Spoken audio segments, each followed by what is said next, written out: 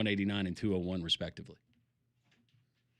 The other trend that I understand, John and Damian were telling me before the show that Alabama under Kalen DeBoer, that they've every single game, John, correct me if I'm wrong with this stat, that they have been penalized more than every single opponent that they have played against. Yep. That's amazing. Every single opponent under Kalen DeBoer at Alabama, they've been flagged for more penalties than the opposition in every single game. Man. Goodness, this is going to take a second. We've had season ticks in my family for almost 50 years. We let them go about 1.5 years ago. We are thankful we did. We were sold a bill of goods all summer long. Granted, no one really knew what we had with DeBoer, the way that Saban left, and the mass exodus of players. But there's no masking any more of what we have with DeBoer. He is a stiff at best. This will set back Bama 5 to 10 years, even with the transfer portal. Our GM is pathetic as well, with no high-profile defensive lineman on board. Courtney Morgan is a stiff too. Take him with you, DeBoer. Shaking my head. So disappointed. I was communicating with somebody in Tuscaloosa Saturday night, and my question was, we all knew that the defensive line was going to be problematic for Alabama. And with what you had in the stable, and you know that it's going to be problematic, why didn't Alabama go out and spend a lot of money on a defensive lineman? Like, that was never a conversation. Like, go pay whatever you got to pay. If that's, I mean, you're Alabama. If you need help at a certain position, you should be able to be competitive and go get that person. Because I've heard this about we have Rodney Orr on this show every single Thursday. That has been something that he's been talking about for more than 2 years. This is not just something that has just popped up all of a sudden because of Tim Keenan's injury. This is a problem and a concern of this Alabama football team. Why Alabama did not go out and spend money on a defensive lineman. Look what LSU did. LSU went out. I know it's just one game. Well, that looked good, didn't they? They sure did. It looked like a defense that'll travel and they play like that. That defense will win you a championship. Yeah. If your offense is. But meanwhile, Alabama's just like, okay, shucks, darn. Let's just go ahead and let's throw out these guys because they were these 4 or 5 stars in high school and we're going to develop them. No, you haven't developed anybody. Go buy somebody. But instead, now you're staring down the barrel of potentially a $69.3 million buyout if you want to get rid of your coach. This text reads, speaking of stats, I'd love to see how many of your predictions had Auburn getting rolled and Bama dominating FSU. There was a lot of them. Going back to last week. Are they talking about our predictions? No, they're talking about not show predictions, but people texting in last week. Oh, gotcha. Because I think everybody on the program, we were on record saying that Auburn was going to win the football game. We did. And obviously none of us had Florida State winning. No, I had the under in that game, and I thought Alabama would win. But I was on record saying that I liked Florida State to cover in the game. I did not have them winning, but I had them covering. I thought it was going to be a difficult environment. I thought the weather was going to play a factor, but Florida State far exceeded my expectations of what they did in the game. You can go back to when I texted you. We're watching that game. When Florida State answered that touchdown and made it 7-7. Didn't know the outcome of the game, but I knew that whatever the outcome was going to be, it was going to be a close game, and there was going to be plenty of reason for Alabama fans to complain. Mm-hmm. Yep. You saw it in that first offensive drive that Alabama was going to have issues, and they were never able to adjust. Let's try to grab a call or two before we take our next break at 1-800-239-WJOX. Let's go to AJ. AJ's in Florida. Hey, AJ. Hey, guys. Thanks for taking my call. Look, let's assume that Alabama football team that was on the field was the true Alabama football team, and I think it was because you're not getting toughness and effort back. But good point. Let's assume that is who we are, okay? You guys saying 8 wins, 7 wins. What 7 or 8 teams are we beating? I got us 3-9. We're not beating Diego Pavia. We're not beating Vanderbilt. We're not beating Lenora Sellers. And you can already name the traditional powers on our schedule that we're going to lose to. I don't have to tell you guys those names. We're not beating South Carolina. We're not going on the road to beat Missouri. I'll give you Wisconsin in the 2 cupcakes to get you to 3 wins. Tell me the 4th win, assuming that was the team that we're going to see on Saturday. The team on Saturday was really who we are, which, like I said, I think it is. Who's the 4th win? Assuming that that's the team we're going to see, you're right. You pegged it. No, assuming what we saw from Alabama and what we saw from those other teams that you just mentioned, no, they're not beating those teams. Yeah. Pat, you mentioned, Notre Dame last year had the tough loss and then turn it around. That's not what this is. We know, I can see, that's a letdown game, a team that took foot off the gas, let down, and then turned it around. Guys, that was no effort, no toughness, getting pushed around. I hate to say this because it's disrespectful, but it's girls. They look like girls, and I just – Pat, you're a lot more knowledgeable than I am. You talked about that buyout. Let me ask you this. When can we fire him? Because, guys, it's when, not if. I will tell you this. If your prediction of losing to Diego Pavia inside of Bryant-Denny Stadium and losing and having a losing streak against Vanderbilt reaching 2, I think they would be forced at that juncture to probably fire him immediately. And I have no idea where they'd get the money. I really don't. But if I'm going to be betting it. The only good news is that you got some easy money. I mean, I really do think that's who we are. I've been watching football a long time. We have these, like the previous show, Greg and Cole talking about they were being good guys, really taking an X's and O's approach. If we clean this up, no, you're not cleaning that up. It's over. It's over. I think 3-9 is it.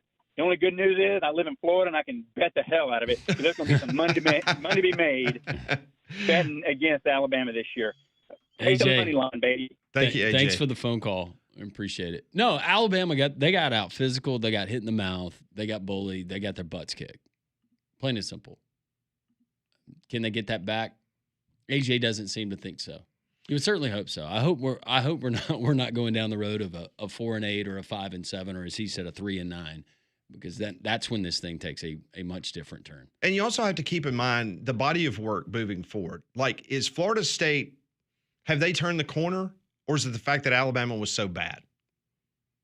And time will tell whether Florida State is a good football team. I think they're good, but golly. That's a 2-10 football team from a year ago. I know you replaced the coordinators and you got some new cats. A lot of difference. But for that team to own Alabama the way that they did, minus the first drive, come on. All right. You can tell the theme today. We'd love to hear from you. 1-800-239-WJOX, the courtesy GMC text line 205-834-9450.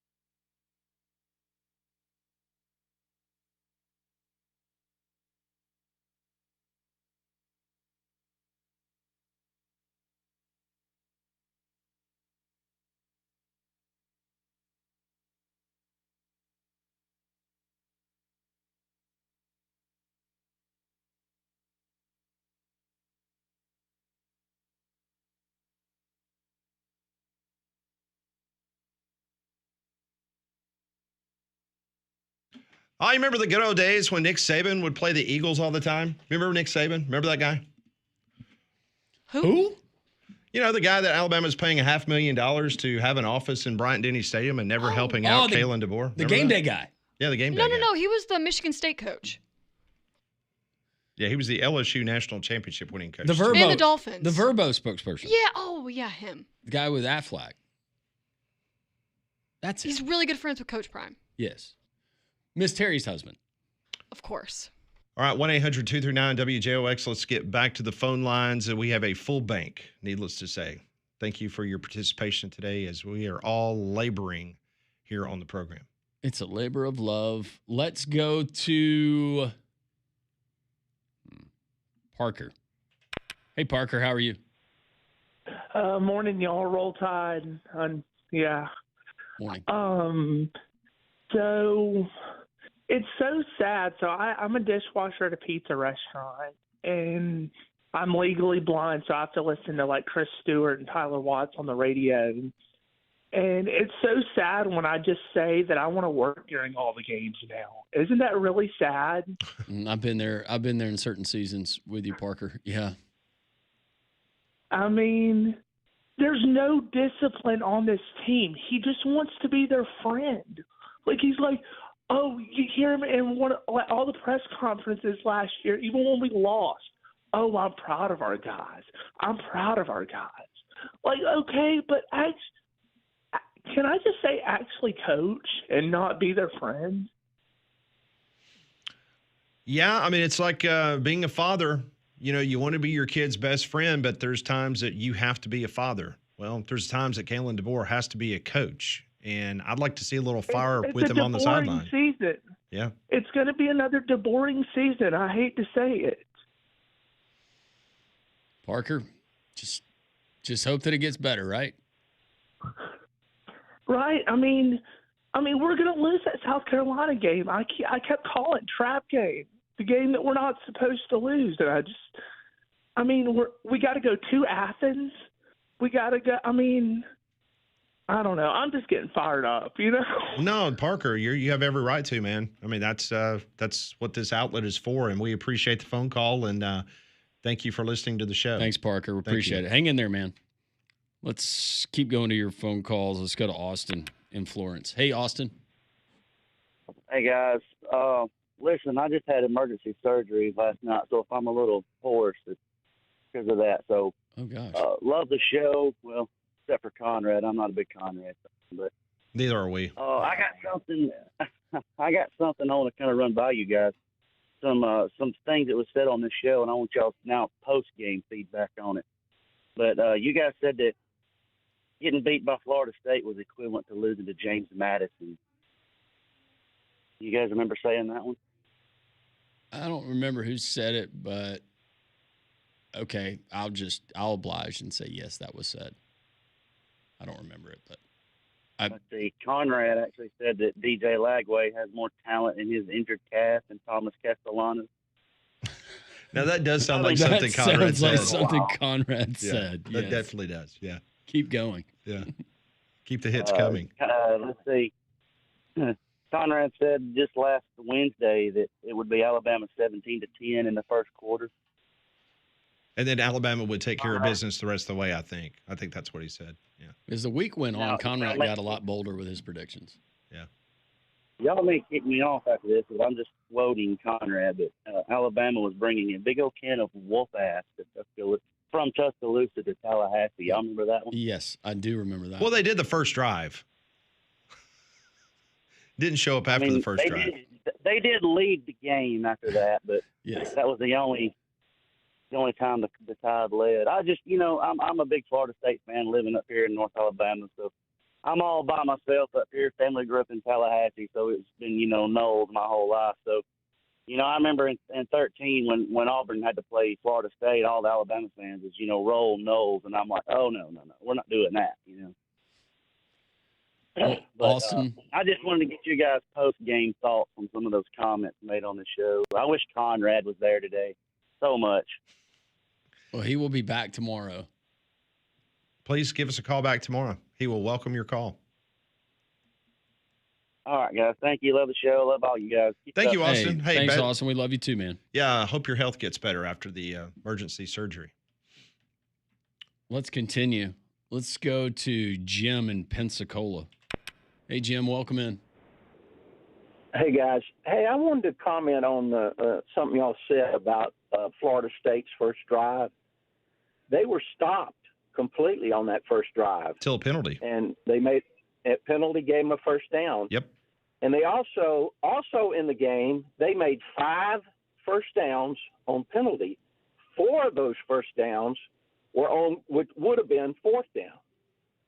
I just wonder if y'all want to comment on how, the penalties are killing us. You make 5 first downs by penalty, and how many first downs they have in a game? Well, not only that, many. the throw that they had after the timeout on 3rd and 11, where Alabama can get a stop, and you complete a long pass to Squirrel White down the near sideline. I heard some complaints about personnel and who was in there. Yeah. There was a true freshman in the game at that particular time. For why at corner, I don't know. Lee. Yep. Isn't he a freshman? I think it was a freshman that was in coverage. I heard several comments about that this weekend. Why was he in the game in the first quarter? I don't know. You can't give a team 5 first downs and expect to win. That's for sure.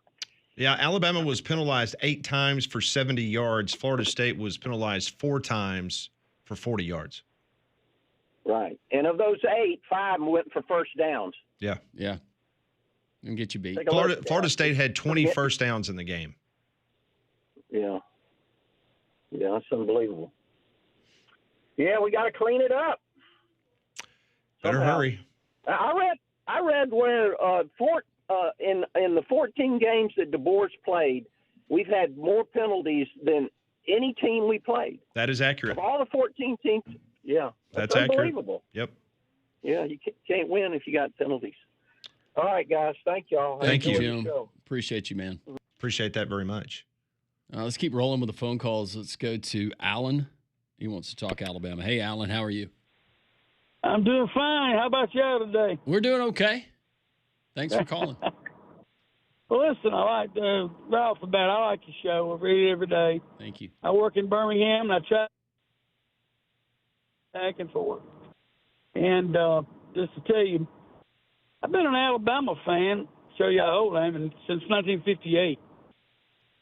I was listening to Ball Bear Bryant. I figured he was going to come in and do great things, and he did. So I turned down every high school scholarship and walked on at Alabama in 69. I stayed there in 69 and 70, and I thought the 69 team we had was pretty bad. But that one game showed me that there ain't no way even I, as a freshman, could have looked that bad trying to tackle somebody.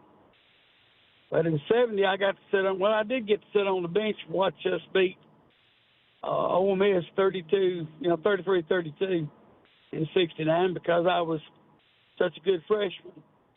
I was used, I sweat so much. I was run over by John Hannah more than one time.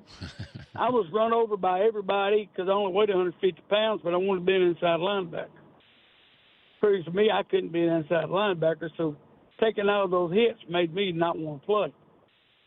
But I watched, like I said, I've been an Alabama fan for years, and I knew we were coming for a fall because, you can't go that many years and be that good and raise a dynasty, and sooner or later it's going to end. Well, I figured I'd witness the end of it Saturday. I thought maybe Kalen Gabor could do some good. I don't think he's going to. I don't believe we're going to be but a 2-10 team. However, I figured we can beat the cupcakes they gave us, the one next week and the one at the end before Auburn. But I think if they play like they played Saturday, that's it. They won't win but 2 games. Alan, and those games, they won't win them by a lot. You're right about that. I just don't like the idea. I watched the blocking, and I figured they must have been in the weight room and only lifting 5-pound weights. They just didn't have any strength in them. And when they when they blocked, they didn't have any strength. When they tackle, I said, I mean, the first drive that Florida State did, I said we're in for a butt whipping here because I don't believe they're going to stop nobody. And when Castle Crapo, whatever his name is, we run the ball. Hey, when he ran the ball, I said, I'm 75 years old, and I think I can tackle him. you probably could with your background. There's no doubt. I've seen some of the best running backs in the world play Alabama, and I've seen some of them that did real good. But by golly, they didn't do it good every damn play. I mean, I never saw him catch him. I never saw him just do it. And the one touchdown off a pass, I watched the guys just hand whiff at them. They can't get off the blocks. They haven't got the coaching that they need. And if Kalen DeBoer don't knuckle down, I'm going to watch the next two games. If Wisconsin comes in there and whoops our ass, that's it. Now you can figure 2-10. That's it. Alan, The only game they might be able to win is Wisconsin and the other two, but I don't know. Alan, thank you so much for the phone call, and I think it is really cool. It wouldn't have been cool for it to happen to you at the time, but for you to get pancaked by one John Hannah, one of the greatest to ever do it, that's the only pretty good cool. thing he ever did was he was able to pick me. Hey, every time he knocked me down, he said, "Come on, get up, little buddy. You can do it again." Alan, thank you for the phone call. We'll continue with your phone calls, your text. The poet, and he knows it, Crimson Convict, has a poem post FSU loss. You don't want to miss that. It's next on Three Man Front.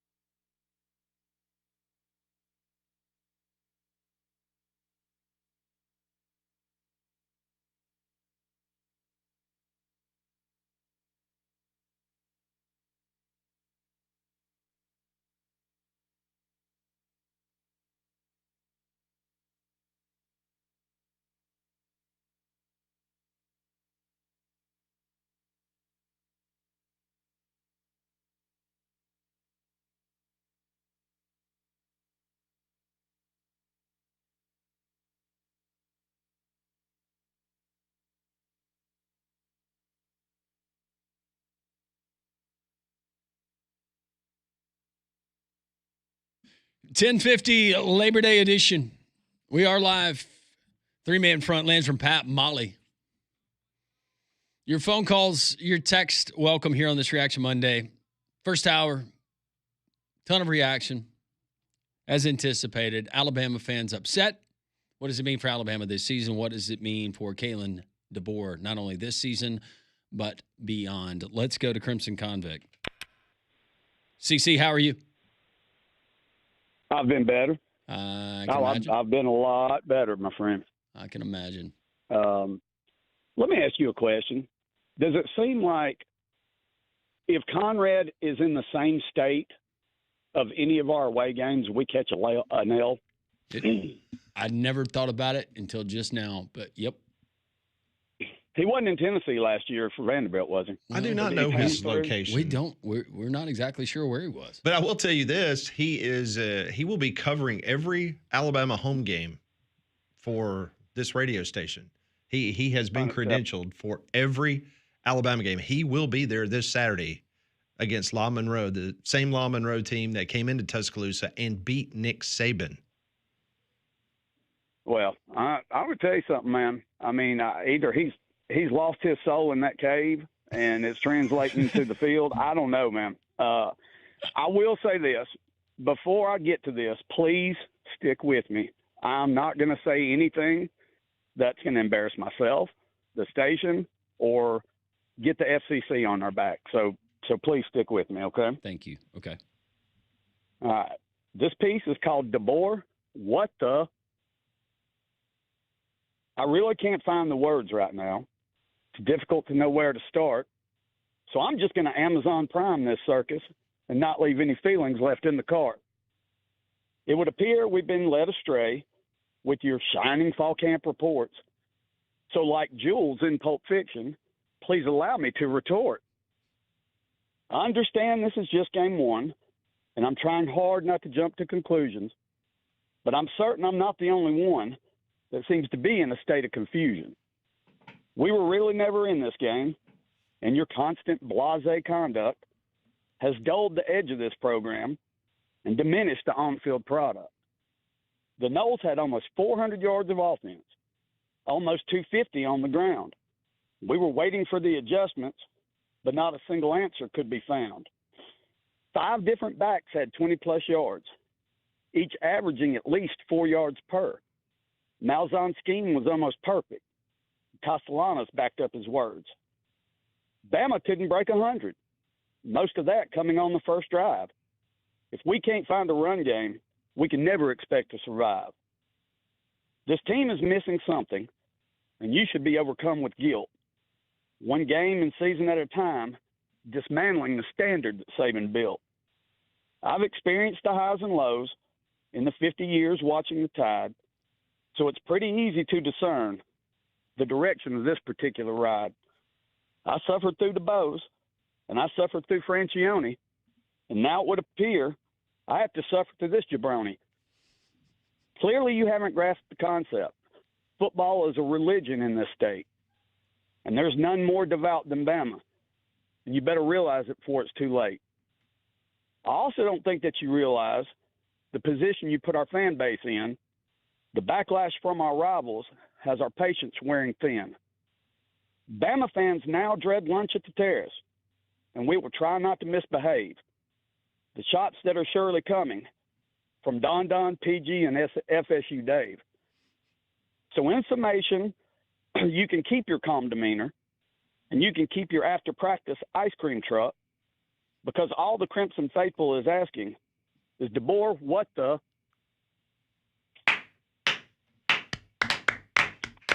Very nice. Very nice, CC. And guys, I'm sorry. I'm trying to keep my testimony, but I know. What's going on? Pat, tell me something. I mean, you're plugged into the capstone, brother. I mean, what did we not hear all fall camp? Yes. Oh, Simpson's looking good. Yes. we did. As I said a few minutes ago, the only 2 negatives that I was told during fall camp, and that came from multiple people inside that program, it was defensive line and special teams. Those were the two areas of concern, and they thought as the year went on, they could obviously shore that up. And through game one, it looks like they got more problems. Thank you, Crimson Convict. Well done. More of your phone calls, text the next hour.